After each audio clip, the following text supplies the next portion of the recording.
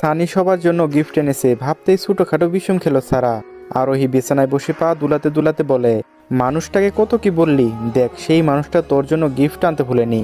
সারা বিরক্ত হয়ে বলে, ওকালতি করবি না তো, সবার জন্য গিফট এনেছে তাই ভদ্রতার খাতিরে আমার জন্য গিফট এনেছে।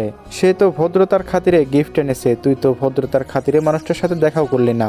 কতবার ডাকলো সবাই, তোর পুপিমুনি কি ভাববে বলতো। সারা বলল, যে যার ইচ্ছে ভাবুক, ওই রাক্ষসটার সামনে আমি যাচ্ছি না ব্যাস।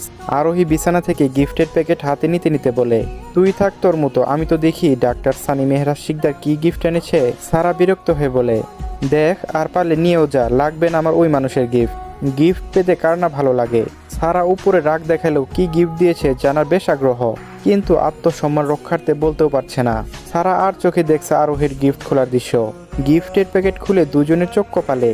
একটা গর্জিয়াস গ্রাউন্ডের একটা সাধারণ থ্রি পিস, দুটো ড্রেস অসম্ভব সুন্দর। আরোহী বিস্মিত হয়ে বলে, চয়েস আছে বলতে হবে। সারা অবাক হলেও আরোহীকে বুঝতে দিল না, একটু ভাব নিয়ে বলে, বিদেশি গার্লফ্রেন্ডকে গিফট করে না, এই জন্য তো ভালো বুঝে। আরোহী একবার সারার দিকে তাকিয়ে আবার গিফট দেখায় মনোযোগ দেয়। অনেক রকম চকলেট, চোখ পড়ে লাল রঙের একটা বক্সের দিকে। অনেক কৌতূহল নিয়ে বক্স খুলে আরোহী।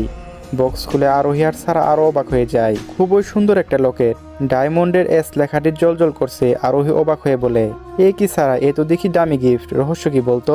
সারা এবারও